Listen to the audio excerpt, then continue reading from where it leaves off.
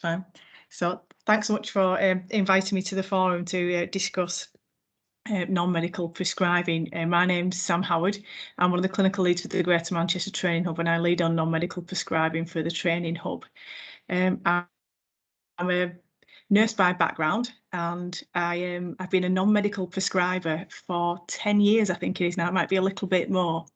And it was something that I felt really strongly about being able to do to develop my own personal role. And I feel really strongly about other people being able to have access to this too.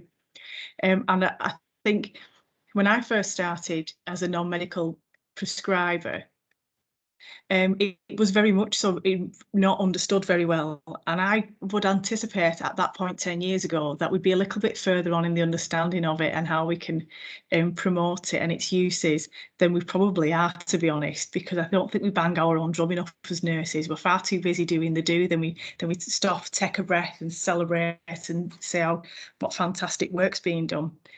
And it's a couple of colleagues of mine, they're actually GP colleagues, GMC registrant colleagues of mine, and they always call this non-doctor prescribing. And I love that because it's a really good description. Because I thought non-medical prescribing was quite descriptive and apt as it was, but apparently not. And in the different arenas where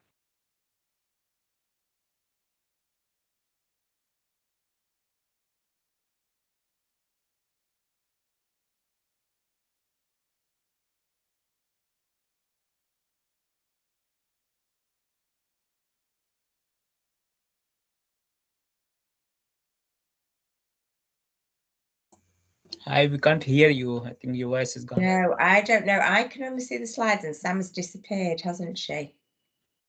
to party. Oh, you're back.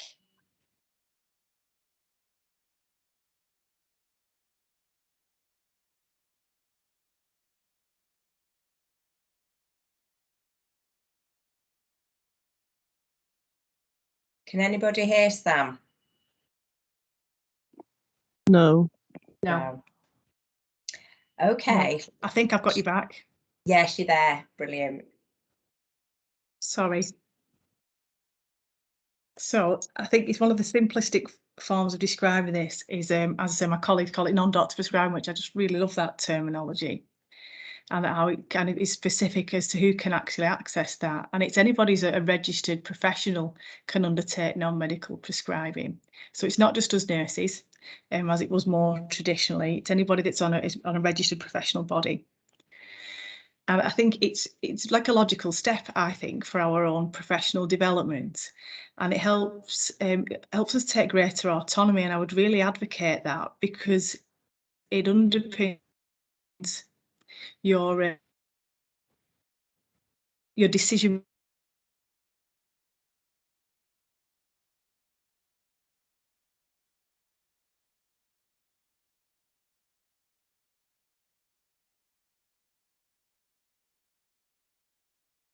Let's just see if she appears back again. I can only presume it's IT issues at Sam's side. Sorry, I'm having real technical difficulties. I'm not sure if you can hear me or not. Yeah, you're back again, Sam.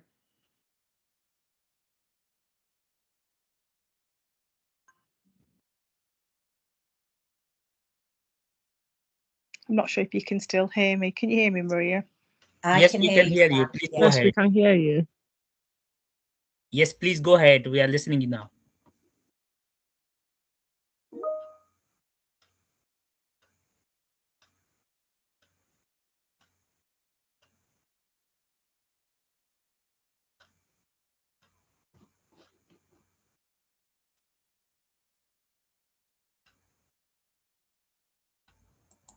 Can you hear me, Maria? I can. You keep going in and back out again. I wonder if you come in on your phone, maybe. Is that?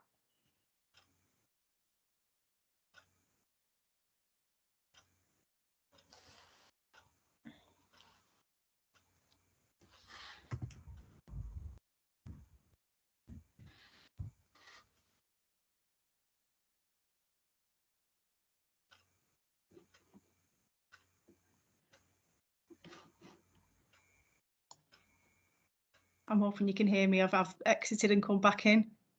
Yeah, I can hear you, Sam. I'm so sorry. I don't know why. It's not like this at all today. We're fine. You So go. I think for all of us that are registered professionals, I think prescribing is a logical career progression, and it adds to our own autonomy and decision making. And when I undertook this qualification, it just kind of made everything make sense. So it made all the rationale for how we would treat a patient just fall into place, and really informed by advice and management plans for patients. And we've long known that one of the rationales behind it was so that we could increase access to prescription and have more timely treatment, because historically we stood outside a doctor's door, wasn't we, wearing a green piece of paper about to try and get that signed.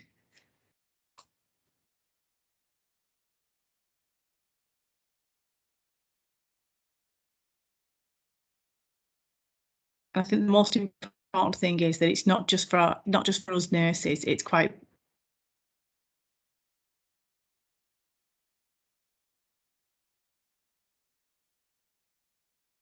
registered.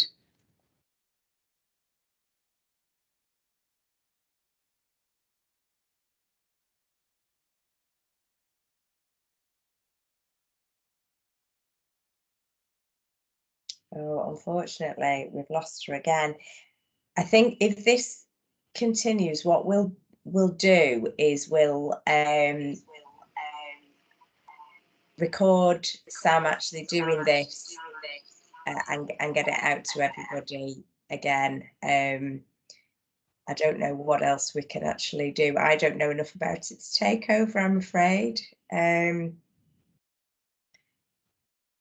just give her another minute or so, see if she comes back in.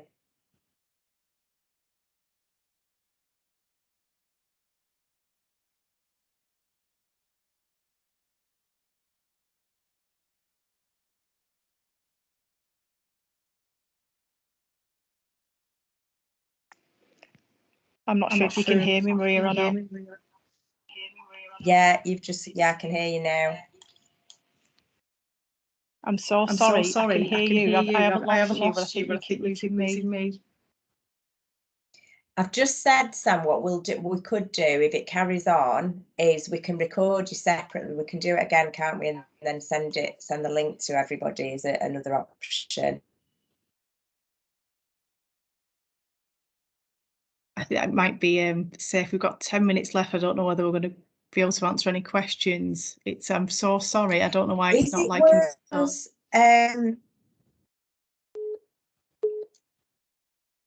I wonder if it's worth us putting questions in the chat and maybe answering things in the chat. Can you see that, Sam?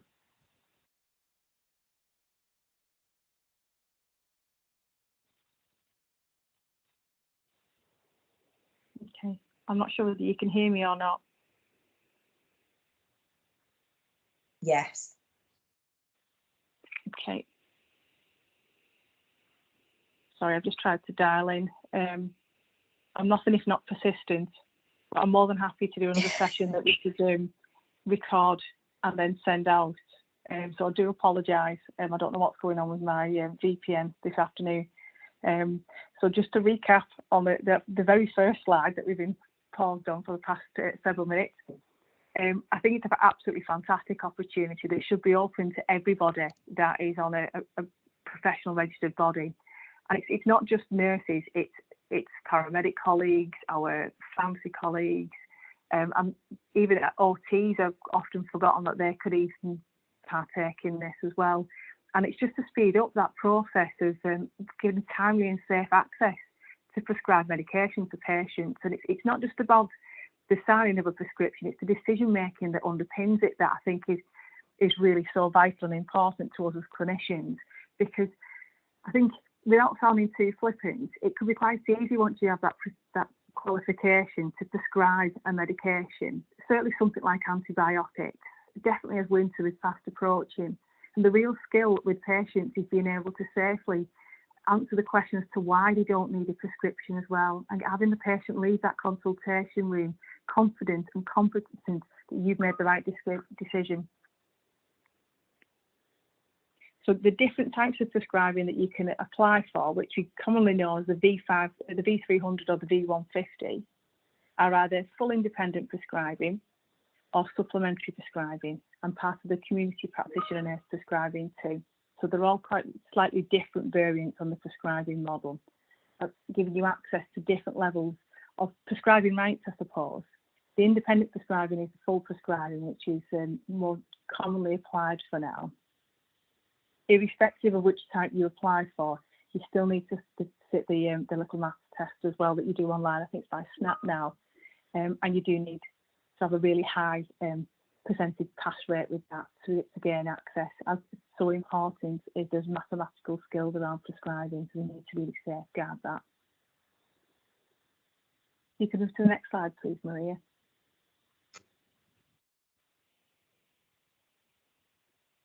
So what we can offer you from the training hub is up to £1,500 per delegate for tuition fees, which has been released through Health Education England.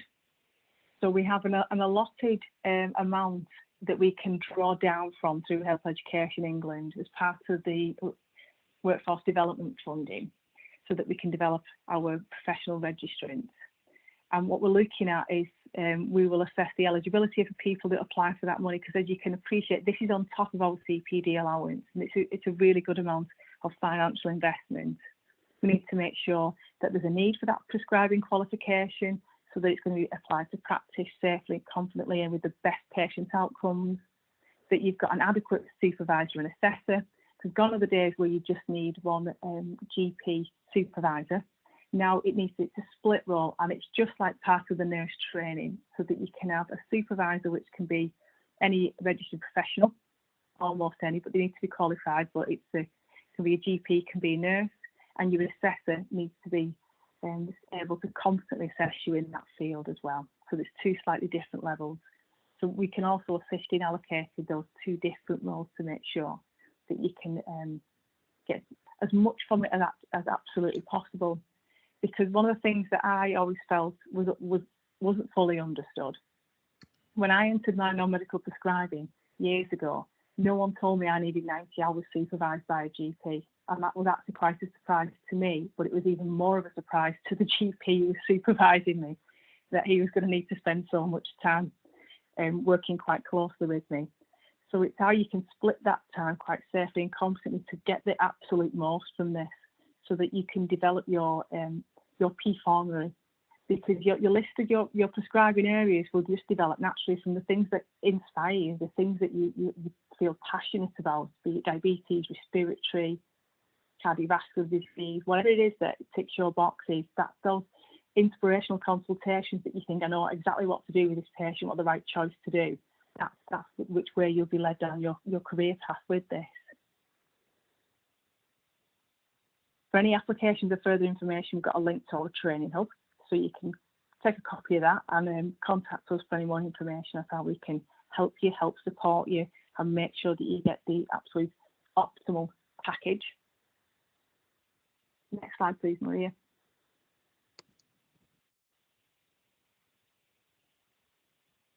For the process, we try and keep it as slick and as simple as possible, because I think it's quite a stressful process. Anything is really, isn't it? When you're applying for this, when you've got your maths test, your application. So we try and be as helpful as we possibly can, helpful but yet safe. So you'll make your application through the website,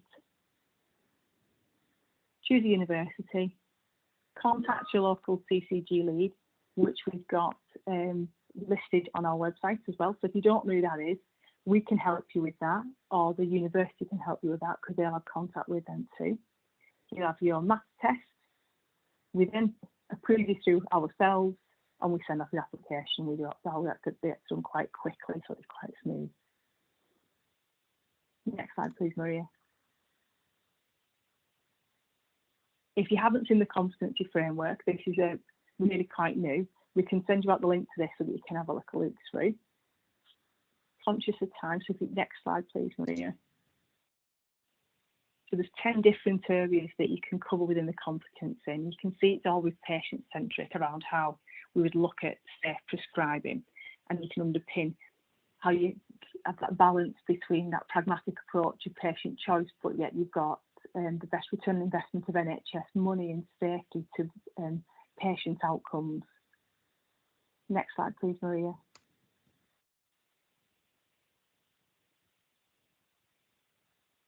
So once you've completed your non-medical prescribing, you'll leave the course typically with a P formulary that's quite small, so a handful of drugs. Usually it's about 5.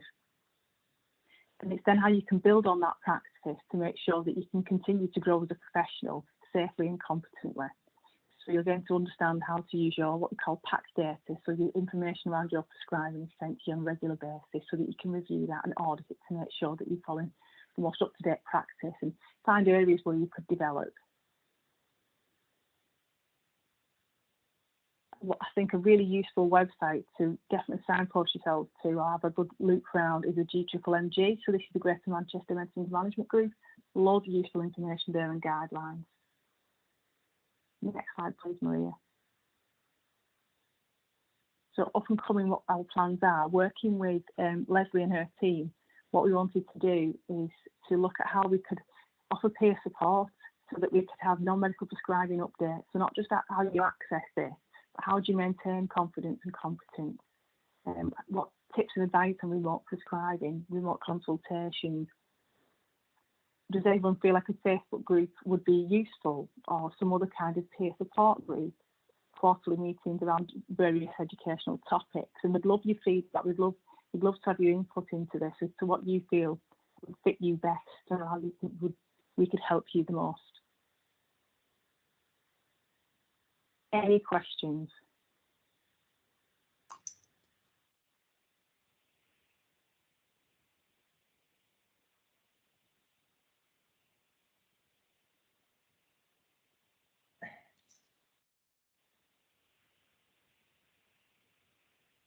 Okay.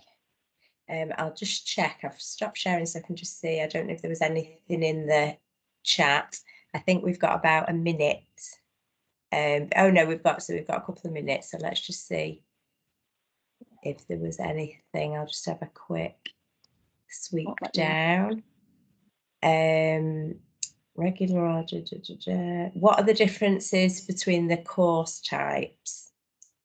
So that'll be the V150 and V300, and also there's a mention about the different levels as well, the 6 and 7.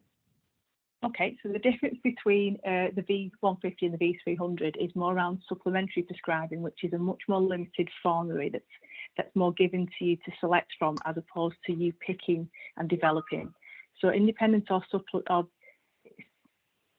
independent prescribing, sorry, I lost my thread then, is more around you as an independent practitioner. So you would pick your field of expertise. So as I mentioned before, about the things that inspire you, the things that you feel passionately about, the things like that we tend to really learn more about and read up on, you'll develop that scope of practice.